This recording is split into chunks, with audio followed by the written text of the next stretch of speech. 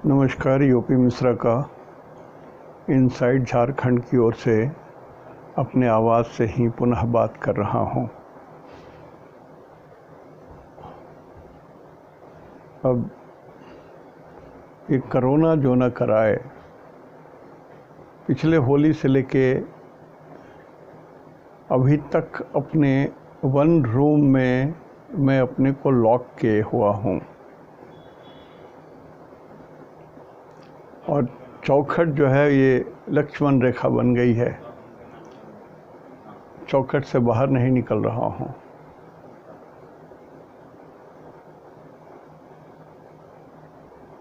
अपने नाती के बचाव के कारण भी ये स्टेप लेना पड़ा है और फिर से ये वापस आ रहे हैं। मैं तो सोचा कि अब ख़त्म हो गया है, मुक्ति हो जाएगी, लेकिन फिर से जेल में बंद होने वाली हालत हो गई है।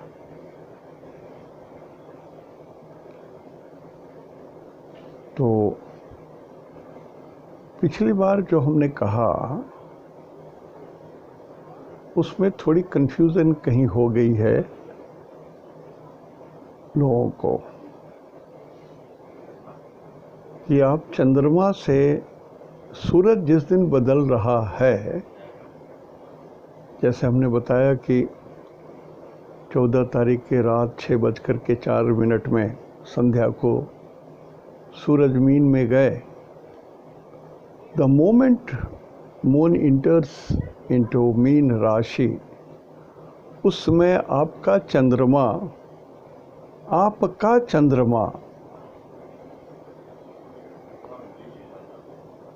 से चेंज होने वाला जो सूरज है, जो उत्तराभाद्रा शनि के नक्षत्र में थे, वहाँ से आपको देख लेना है कि चंद्रमा आकाश में शुभ हैं या अशुभ हैं। आप जिस रीति से भी देख रहे हो, सभी संहिता से लेकर के सभी पुराण एक ही बात कहते हैं कि जब भी कोई ग्रह संक्रांति करते हैं या कोई ग्रहण लगता है, उस दिन का ग्रहण का जो नक्षत्र है, जिस नक्षत्र में ग्रहण लग रहा है या जिस नक्षत्र में संक्रांति हो रही है, आपका उस समय जो चंद्रमा है वो आपके लिए शुभ है या अशुभ है, बस इतना ही देखना है। अब चाहे आप नक्षत्र सिद्धांत से देखें या राशि सिद्धांत से देखें या आप जैसे भी देखें, छोटा सा एक रूल है, this is one liner. Confuse ना करें। कंफ्यूज मैंने करा दिया आपको, संभवतः मैंने उस रूल के बाद मैंने शनि के बारे में बताया कि यदि किसी व्यक्ति का जन्म शनि के नक्षत्र में हुआ है तो उसके लिए क्या स्थिति होगी। बस यहीं पर से कन्फ्यूज़न शुरू हो गया। हमको ये उस दिन नहीं बताना चाहिए था। सिंपल रूल लीजिए कि जब सूरज चेंज कर रहे हैं, मीन राशि में गए, उस समय जो आकाश में चंद्रमा थे वो आपके लिए शुभ हैं तो 1 महीना शुभ, अशुभ हैं तो 1 महीना अशुभ। बस ये सिंपल रूल। अब इसको आप जैसे भी डिराइव कर लीजिए।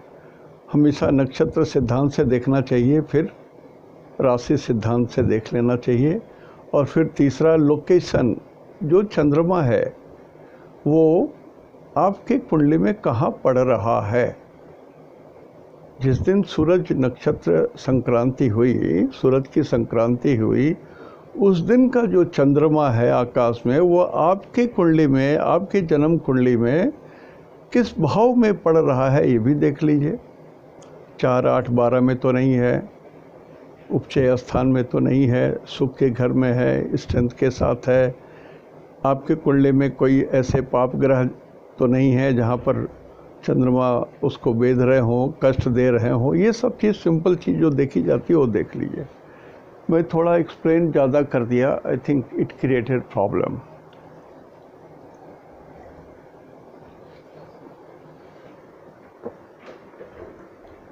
और उसमें शनि के बारे में बोलना, ऐसा व्यक्ति जिसका शनि के नक्षत्र में जन्म हुआ है, उस बोलने के पीछे मेरा एक स्वार्थ था। वो स्वार्थ ये था कि भारतवर्ष का जो स्वतंत्रता हुआ, प्राप्त हुई जिस दिन, उस दिन का हमारा नक्षत्र पुष्य नक्षत्र था, तो शनि का नक्षत्र हुआ।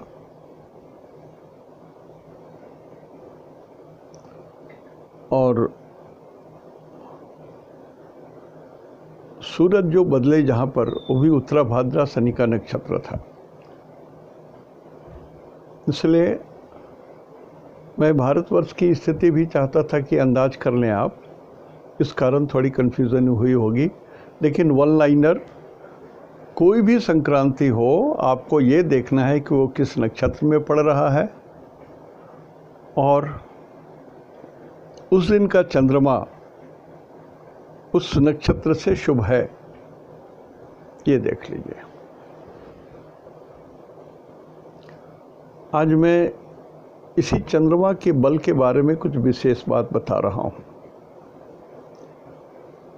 एक देश है, नाम लेने में मुश्किल है, लेकिन चमगादड़ प्रदेश है, चमगादड़। और उस चमगादड़ ने पूरे विश्व को हिला दिया पूरे विश्व को। और उनकी नीयत जो भी रही हो, अच्छी या बुरी, उन्होंने सोचा कि सारे विश्व में चमगादड़ का विष फैला दूं, मैं बचा रह जाऊंगा। ठीक है, क्या हुआ वो तो खुद समझ रहे होंगे, लेकिन मैं उनकी, उस देश की कुंडली 10 नंबर की है। मकर लग्न और मकर राशि दोनों है। और मैं बोला हूँ कि मकर लग्न या कोई भी लग्न हो और वही राशि भी हो, तो लग्न के कारण 33.3%, राशि के कारण 33.3%, मतलब 66.6% वो लगन डेफिनेटली स्ट्रांग हो गया। और उससे जो भी रिलेटेड जो भी रिजल्ट होगा, फलकथन आपका 66.6% सही होगा। तो ये देश है चमगादड़ प्रदेश, मैं यही नाम बोल रहा हूँ, आप समझ रहे होंगे। और चंद्रमा 10 नंबर में है। 10 नंबर पानी को बोलते हैं। भारतवर्ष की स्वतंत्रता लीजिएगा तो 10 नंबर साउथ हुआ, 4 नंबर नॉर्थ हुआ। और मंगल नीच के हैं तो इनको भूख है जमीन की। और इनका लग्नेश चला गया मृत्यु के घर में। तो ये राष्ट्र खुद अपनी मृत्यु अपने आप कराएगा। ये तो सिंह लगन में अस्थाई हो गया, स्थिर हो गया और मृत्यु के घर में चला गया, तो इसकी मृत्यु सत्य है। अब जब कोई दूसरा प्रदेश बनेगा तो इसका नाम हो सकता है कुछ और चेंज हो जाए, तो हो जाए।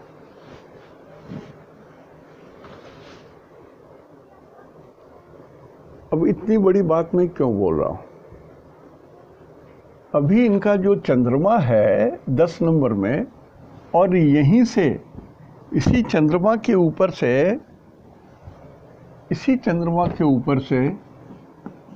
गोचर का शनि चल रहा है। ये शनि चल रहा है,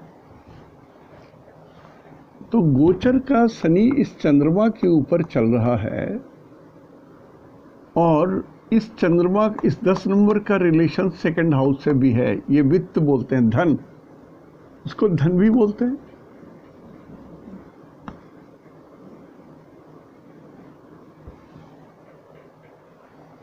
तो धन में 75 पैसा और शरीर में 25 पैसा। और शनि यही संक्रमण कर रहे हैं। अभी संक्रांति इसी की चल रही है। शनि इसमें जुलाई 2022 तक यहाँ पर है।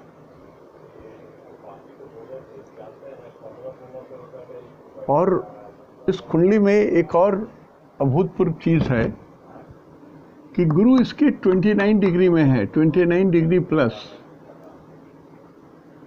तो गुरु एग्जैक्टली इस लाइन पर हैं,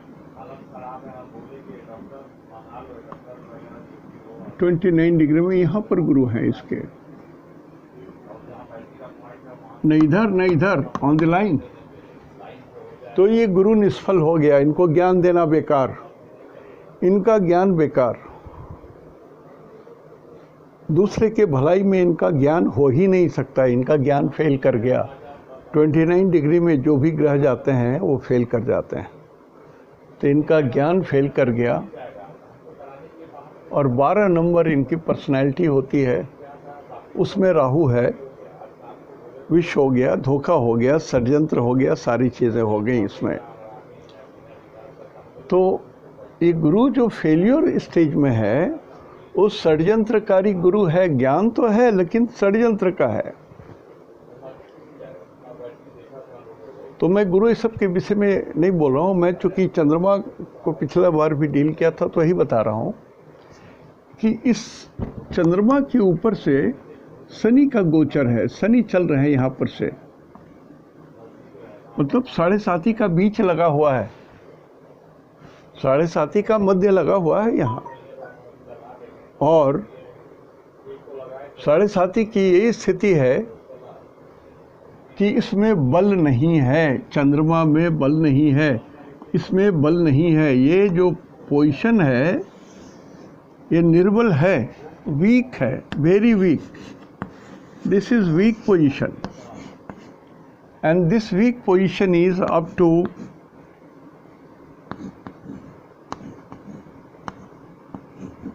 जुलाई 2022।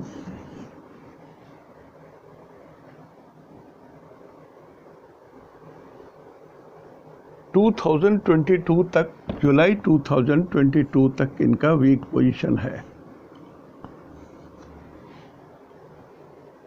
यहाँ ये वीक है, 10 नंबर वीक है, शनि के लिए 10 नंबर वीक है। और 11 नंबर इनका मूल त्रिकोण है, तब भी मेरी गणना के हिसाब से ये जो है ये वेरी वीक है। This is very weak.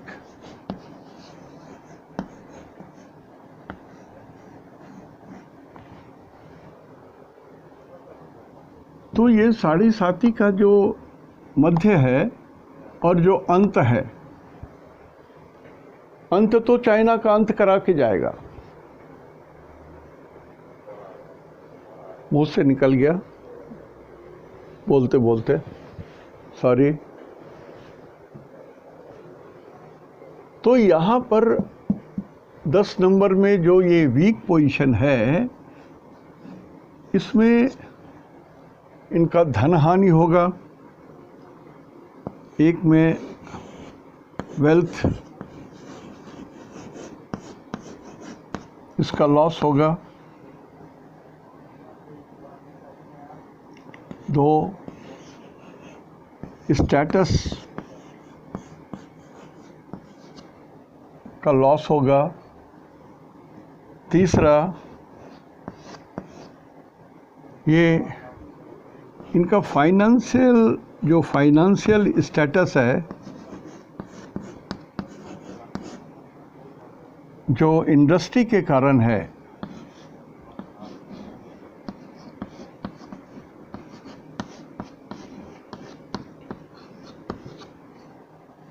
ये तीनों चीज इनका नुकसान हो जाएगा।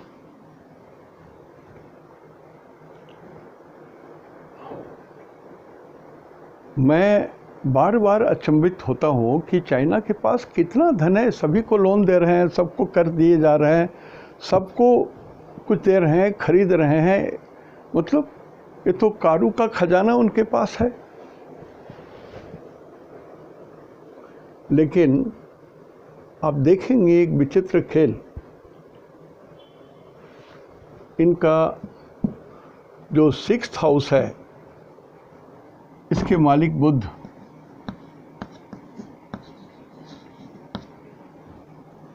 और ये फेट हाउस है इसके भी मालिक बुध,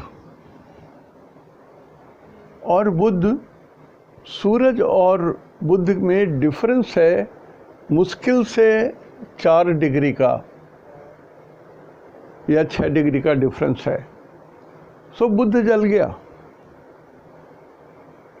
बुध तो जल गया, इनका फेट जल गया। ये जो चमगादड़ प्रदेश हैं इनका फेट जल गया। तो जब बुध की अंतर्दशा चलेगी, जनरली मैं दशा अंतर्दशा की बात नहीं बोलता, लेकिन जब इनकी अंतर्दशा चलेगी, मैंने लिखा है बुध में बुध 21/2/2022 तक रहेगी, अभी चल रहा है।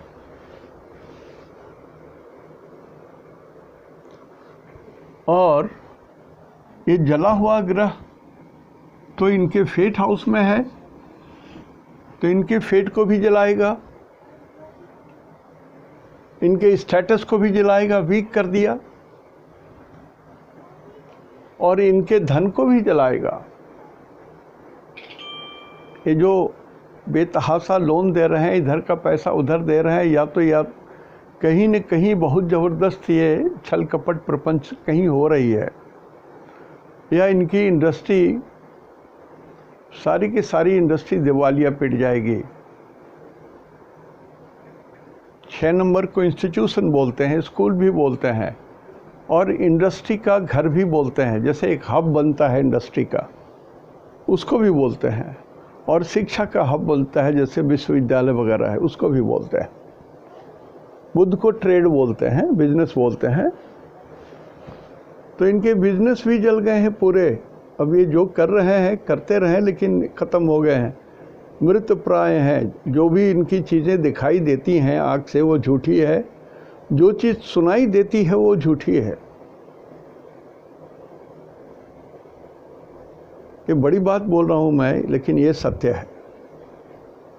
हाँ, ये पर्सनैलिटी से चोर हैं। राहु है, पर्सनैलिटी में चोरी है, धूर्तता है, षड्यंत्र है, धोखा है, छल है, कपट है। 1962 में भी हम लोग धोखा खाए थे,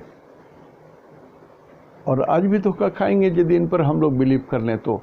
लेकिन अब ये हाथी मरने वाला है, अब हाथी मरने वाला है। सो भगवान करे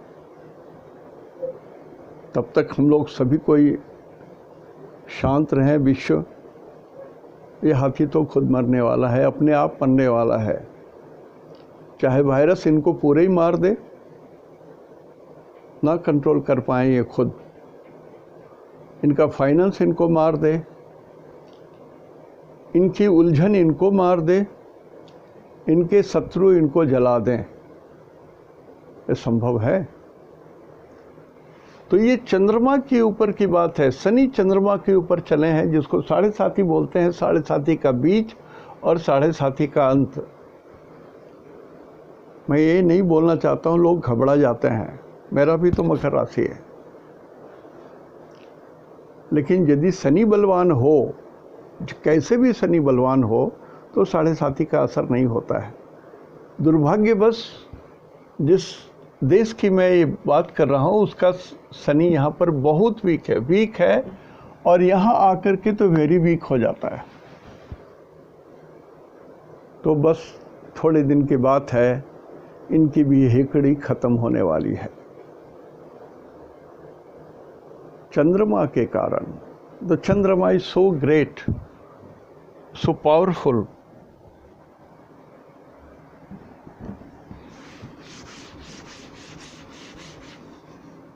कल भी हमने, या पिछले बार भी हमने कहा था कि भृगु संहिता ने चंद्रमा को महत्व नहीं दिया।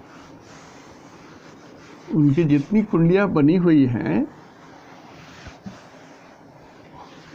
उसमें गुरु को लगन मान करके, गुरु को आधार मान करके उनकी भविष्यवाणियाँ है। आई मे बी रॉन्ग, लेकिन हमको जहाँ तक याद है चंद्रमा को नहीं दिया गया है। यदि चंद्रमा को दिया जाए तो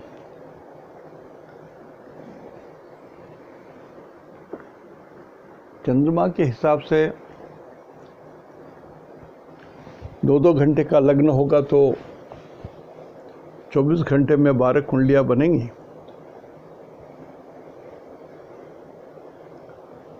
एक दिन की 12 कुंडली बनेगी और जो बनी हुई संहिता वो 12 टाइम्स और बड़ी हो जाएगी।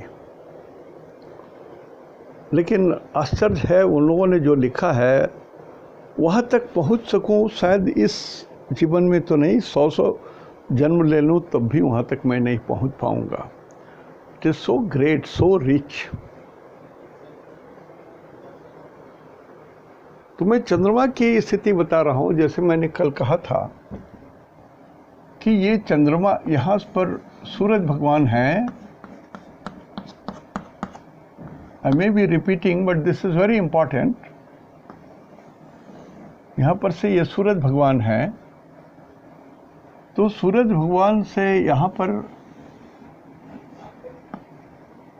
72 डिग्री या 6 दिन इधर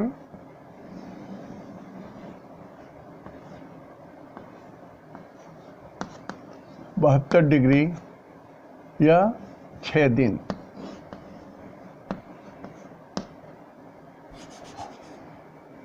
चंद्रमा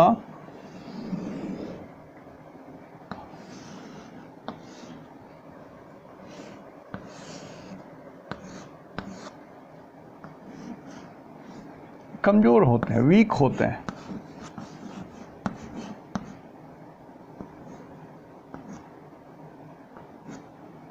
कमज़ोर होते हैं।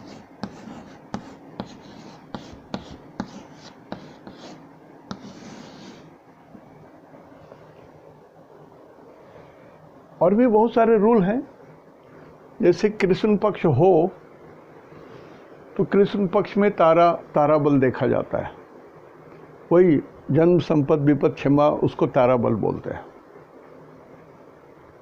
और शुक्ल पक्ष हो तो सीधा चंद्रमा राशि के हिसाब से देख लेते हैं। ये सभी रूल है, बहुत सारे रूल है, असंख्य रूल हैं। कब कहाँ अप्लाई करना है वही आपके बुद्धि के कमाल है आपका। तो चंद्रमा जो हम लोगों के मन का आधार है वो लगभग इजिकल टू 12 डेज।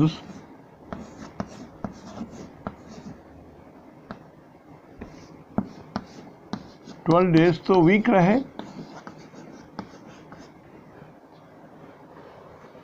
तो बचा 18 डेज।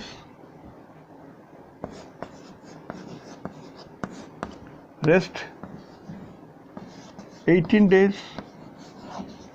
ये चंद्रमा ठीक होते हैं।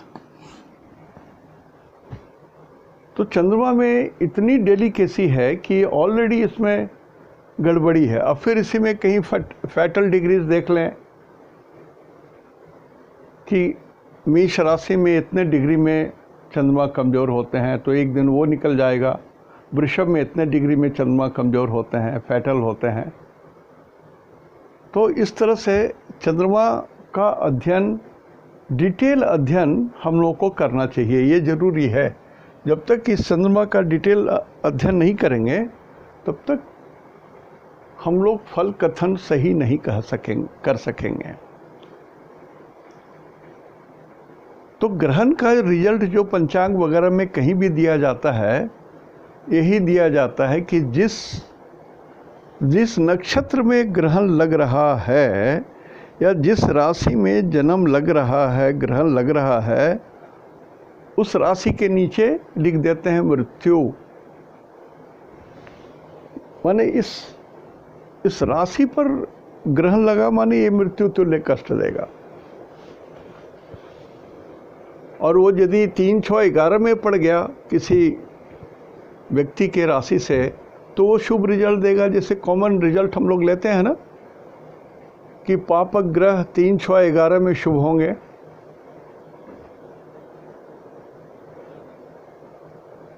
तो जस्ट लाइक सिंपल जो रीडिंग देते हैं एस्ट्रोलॉजिकल रीडिंग, उसी के हिसाब से देखना है, कोई बहुत अलग से विशेष नहीं देखना है। लेकिन बेसिक कुछ रूल्स याद रखना पड़ेगा आपको कि चंद्रमा ऐसे है कि मुश्किल से 18 दिन शुभ होते हैं। अब बचा हुआ जो शुभ 18 दिन है, उस दिन यदि आपका चंद्राष्टम लग गया तो उसमें भी 2.25 दिन चला गया। दुर्भाग्य से यदि चंद्राष्टम उस 18 दिन के भीतर में पड़ता है तो 2.25 दिन फिर निकल गया नेगेटिव। या चंद्रमा जहाँ हैं बदल, मैंने मान लिया मीन राशि में थे तो सूरज मीन में गए, चंद्रमा भी उसमें मीन में थे। मान लिया कि किसी के कुंडली में मीन लग्न 8वें भाव में है और वहाँ एक केतु भी है, वहीं पर मंगल भी है। ऐसा होगा ना, किसी न किसी व्यक्ति के कुंडली में तो होगा। भारतवर्ष की ही बात देखिए तो 130 करोड़ जनमानस हैं हमारे यहाँ, पूरे वर्ल्ड में कितने होंगे। तो इतने लोगों के बीच में किसी न किसी के कुंडली में 8th हाउस में 12 नंबर होगा, वहाँ पर सूरज होंगे, वहाँ पर चंद्रमा जले हुए आ गए, वहीं पर मंगल हो, वहीं पर केतु हो, या षडग्रही में जिनका जन्म हुआ 1961-62 में, उनके कुछ ग्रह ऐसे यदि हों तो चंद्रमा तो कमज़ोर हो गए। तो ऋषियों ने इसका एक तरकीब बताया था इनडायरेक्ट, जिसमें ये एस्ट्रोलॉजी का प्रतिपादन हुआ वो भगवान शंकर के द्वारा हुआ और हनुमान जी उनके शिष्य थे। तो एस्ट्रोलॉजी का ज्ञान सूरज के द्वारा हनुमान जी को भी मिला, नारद जी को मिला, बहुत सारे ऋषियों को ये ज्ञान प्राप्त हुआ।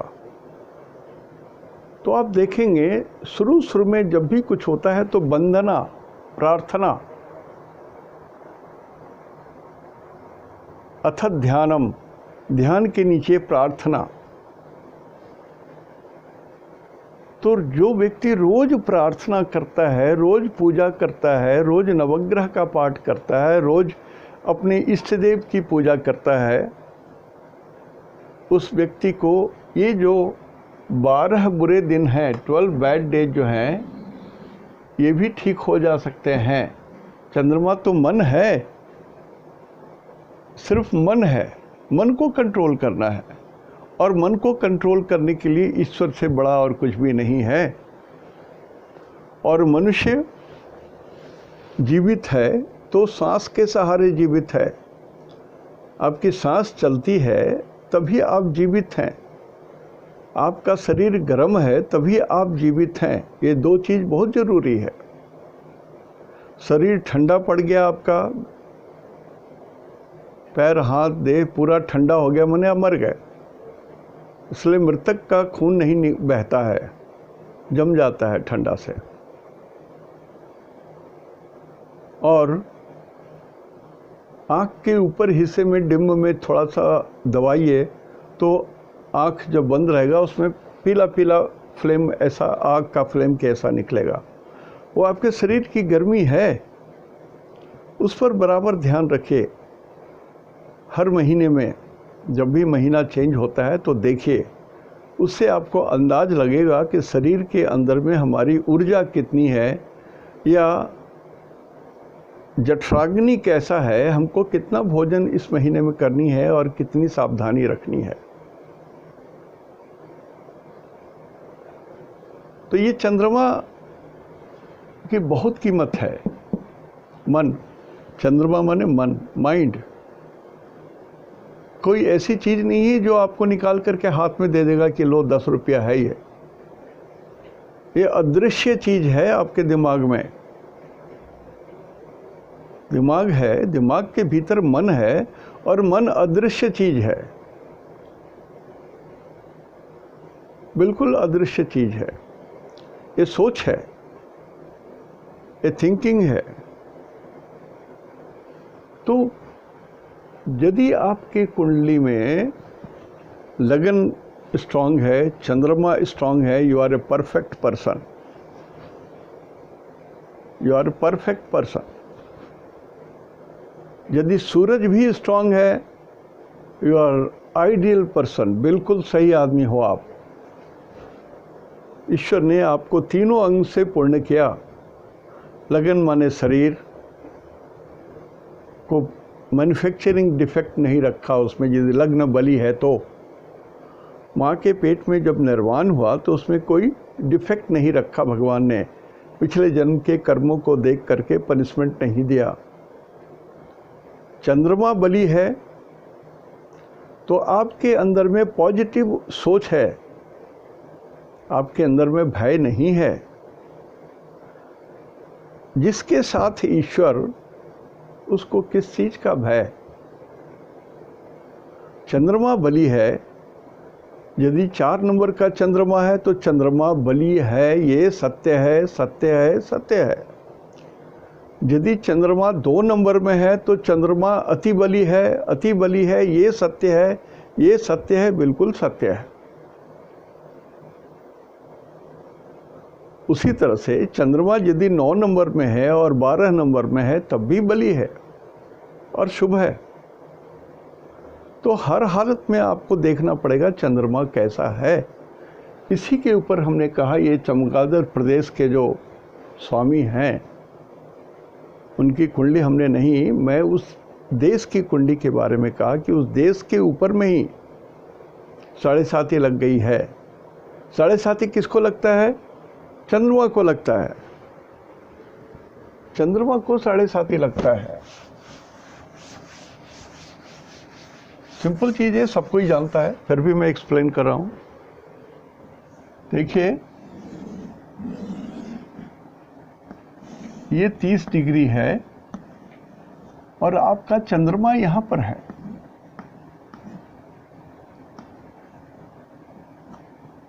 दूसरा 30 डिग्री ये है।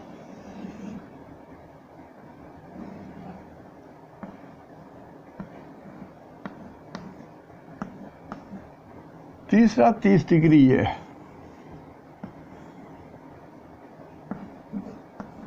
मतलब चंद्रमा की यात्रा ये टोटल 90 डिग्री की यात्रा होती है, कंटिन्यूस। यहाँ पर चंद्रमा है तो उसके पहले 30 डिग्री, बीच वाला 30 डिग्री, उसके बाद वाला घर का 30 डिग्री। यदि हम कुंडली के हिसाब से बताएं तो अत्यंत सिंपल है और आसानी से समझ में आएगा कि किसी की भी कुंडली है,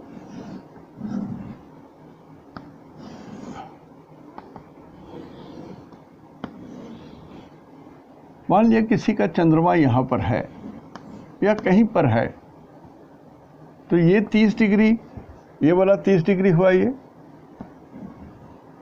इसके पहला वाला 30 डिग्री ये है, इसके बाद वाला 30 डिग्री ये है। तो जब चंद्रमा यहाँ शनि यहाँ पर आ जाएंगे तो शनि माने दुख, तो दुख का प्रारंभ चंद्रमा के ऊपर में दुख की छाया पड़ने लगेगी। जब चंद्रमा शनि जब सीधा यहाँ आ जाएंगे तब तो बिल्कुल बीच में आ गए, थोड़ा संदेह नहीं है। फिर यहाँ से जब निकलेंगे, इस चंद्रमा को छोड़ के निकलेंगे, शनि यहाँ पर आ जाएंगे, तब भी ये शनि इस चंद्रमा को तकलीफ देते रहेंगे। तो शनि जब चंद्रमा के 30 डिग्री करीब आ जाते हैं तो चंद्रमा विकल हो जाता है, परेशान हो जाता है, उसमें दुख अपने आप आने लगता है, दुखी हो जाता है। इसको हम लोग बोलते हैं द फर्स्ट लेग ऑफ 7.5।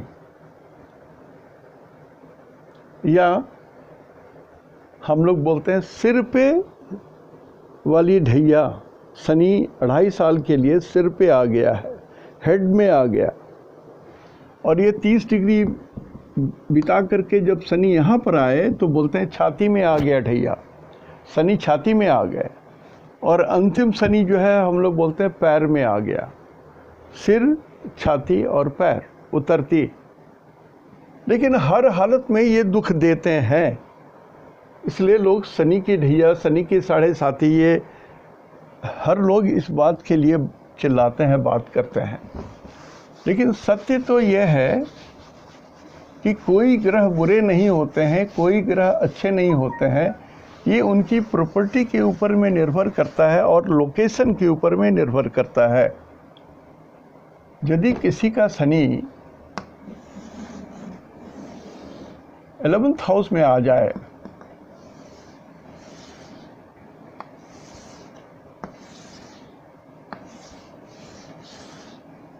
यहाँ पर शनि आ जाए किसी के, तो शनि दुख थोड़ी देंगे, शनि तो धन देंगे, ये सत्य है 100%। हाँ, इस व्यक्ति के इस आदमी के जो सबसे बड़े भाई या बहन हैं उनको कष्ट होगा, शरीर में उनको कष्ट होगा, लेकिन इनको तो आनंद प्राप्त होगा, इनको धन प्राप्त होगा। इसलिए शनि को आप नहीं बोल सकते हैं कि शनि खराब होते हैं।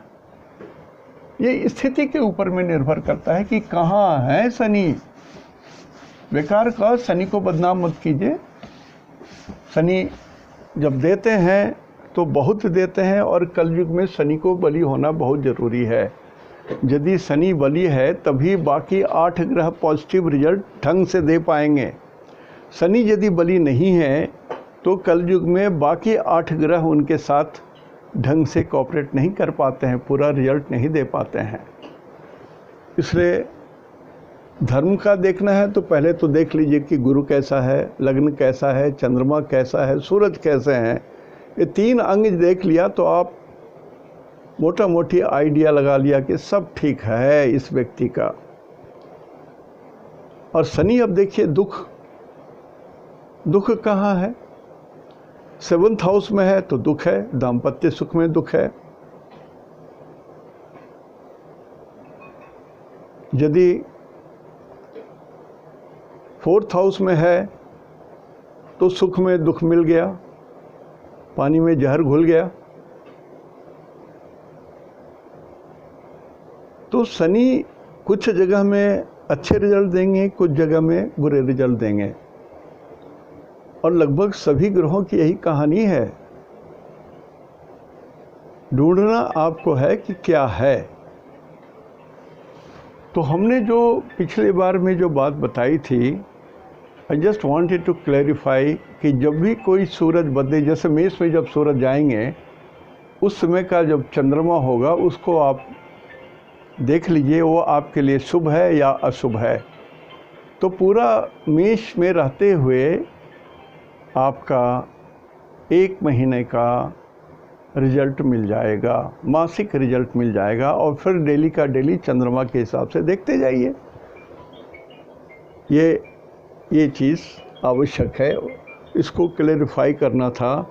और इसी क्लैरिफिकेशन के लिए हमने ये चमगादड़ वाले कंट्री का हमने हिसाब लिया, और आपको हमने बताया कि शनि के ऊपर में जब, चंद्रमा के ऊपर में जब शनि चलेंगे तो शनि निर्बल रहेंगे, स्वग्रही होने पर भी निर्बल रहेंगे। देखिए मैं क्या बोल रहा हूँ, मैं कौन सी भाषा बोल रहा हूँ समझिए। स्वग्रही ग्रह और निर्बल, और लग्न में निर्बल रहेंगे। सर थोड़ा सा और एक्सपीरियंस हो जाएंगे तो समझ में आएगा, कारण कि सारे रोलों को एक साथ बताने से कुछ फ़ायदा नहीं होता है, कंफ्यूज हो जाते हैं लोग।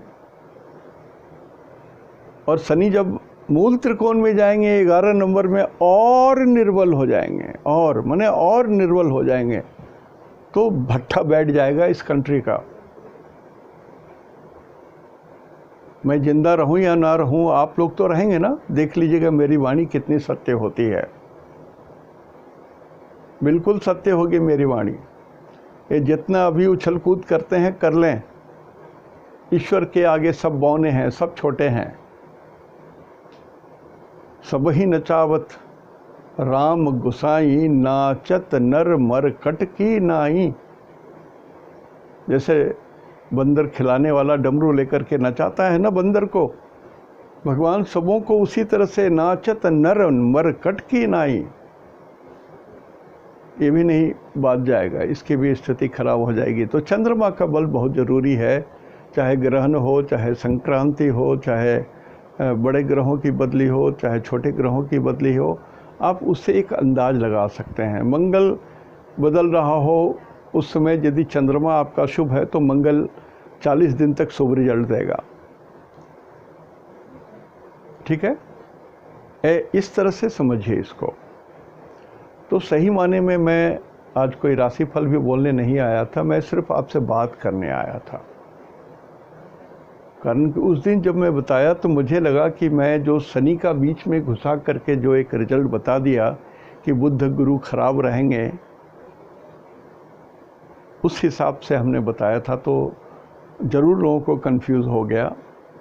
तो शनि के हिसाब से जो बताया उसको छोड़ करके आप समझ लीजिए। बीच में हमने इधर इस साइड में दिया था, ठीक है, इस बीच में शनि का रिजल्ट दिया था हमने, सूरज चंद्र मंगल करके सारा, और इधर भी ग्रहों का दिया था, और इधर हमने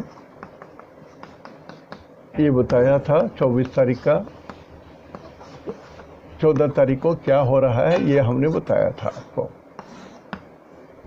5 लगन था, 12 नंबर यहाँ है, इसी में सूरज थे, चंद्रमा थे। तो वो जो हमने बताया था, जो नोट किए होंगे समझ लीजिएगा। और कुछ चीज़ें बहुत सरल करने के चक्कर में और कभी कभी दुरूह हो जाता है और कॉम्प्लिकेटेड हो जाता है। Anyway, if I am able to convince you, I think my purpose of coming to you is fulfilled. आज यहीं तक। इति शुभम तेहंदो निनाग्गे जोहार। और कुछ लोगों ने, 1-2 लोगों ने बताया है कि मेरी किताब में कहीं पर प्रिंटिंग मिस्टेक है या कुछ गलती है। मुझे मालूम है कहीं कहीं पर कुछ गलतियां हैं, वो तो नेचुरली है। हमारा कुछ हमने गलती कर दिया था, मतलब चूजिंग ए राइट पर्सन, उसमें गलती थी। वो उस कारण की आर्थिक तंगी थी और उसने अपना मनमानी काम कर दिया। बोलने से भी ये गलत है, तो उसने जस्ट ज्यों का त्यों रख दिया बहुत सारी चीज़ें। ठीक है, देखता हूँ आगे क्या कर सकता हूँ मैं। आज यहीं तक। इति शुभम तेहंदो निनाग्गे जोहार।